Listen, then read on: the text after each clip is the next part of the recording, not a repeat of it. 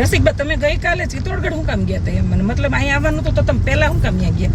જો ચિત્તોડગઢ હું એટલા માટે ગઈ કે આ વરુડી એ 700 વર્ષ પહેલા રાણા હમીરસિંહજીને ચિત્તોડનો કિલ્લો જે બાપા રાવલના વંશજો હારી ગયા અને એના કારણે જે 14,000 ક્ષત્રાણીઓએ જે જોહર કર્યા એના પછી ઈ કિલ્લો પાછો મેળવી અને જેનો હોવો જોઈએ મતલબ કે રાણા હમીરસિંહજીનો હોવો જોઈએ તો આ વરુડીમાં એ રાણા હમીરસિંહજીને 500 ઘોડા, સૈન્ય સામગ્રી, શસ્ત્ર સરંજામ અને લોકો યુદ્ધ લડવા માટેની 1 વર્ષની મહા મહેનત અને પુરુષાર્થના અંતે માતાજીના પોતાના દીકરાઓ પણ એ લડાઈમાં મોકલેલા અને પરિણામે આવ્યું કે એ ચિત્તોડગઢનો કિલ્લો પાછો મેળવી લેવામાં આવ્યો. આ વરુડી એ જ ને આપણે નવ ભણવા મતલબ કે એક વરુડી એ મતલબ કે વરુડી આપણે એના ભેદની અંદર ન પડીએ પણ આ વરુડી છે એ એમ નહીં. મારો પ્રશ્ન એ કે બે અલગ અલગ વરુડીમાં થયેલા કે એ જ વરુડીમાં? હા, બે વરુડીમાં બેનો સમયગાળો જુદો જુદો આવે છે અને બંને વરુડીમાંના પિતાનું નામ, જન્મનો સ્થળ ખાલી એક સમયમાં ફરક છે પણ બંનેના પરાક્રમ એક સરખા જ હતા અને એમાંય જે આ વરુડીમાં એ ચિત્તોડનો કિલ્લો પાછો અપાવ્યો એ સમયે સંસારી હતા.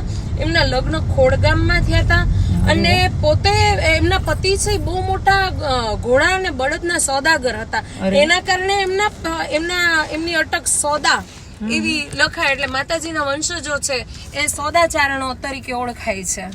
અરે વાહ. તો અમારે રસિકભાઈ શક્તિ ચરિત્ર લખ્યું છે અને અલગ અલગ શક્તિ 20 શક્તિ માતા ઉપર જે કહે ને ચારણના ઘરે માતા જગદંબા જે જન્મ ધારણ કરીને એવા એ મસ્ત મજાનું પુસ્તક છે, વાંચજો. અને હું બહુ અહોભાગ્ય છું કે રસિકભાઈ બાજુ બેહારીને કેટલો સત્સંગ કરી લીધો. થોડુંક વિચાર્યું કે તમારા માટે તે લઈ લઉં તો આ એક મસ્ત મજાની ક્લિપ મૂકું છું. તમને મજા આવે તો સાંભળજો, કમેન્ટ કરજો અને રસિકભાઈને ફોલો કરી લેજો અને એડિટ કરું છું. જાણવા જેવું મળશે એમ, કારણ કે એક જ લેડીઝની અંદર રાજકારણનું જ્ઞાન છે પછી ઇતિહાસનું તો હોય જ, એમાં કઈ નવી નથી મેં ચારણ જગદંબાવું છે એટલે. તો રસિકભાઈ હજી એક પ્રશ્ન છે, કરી લો. બોલો.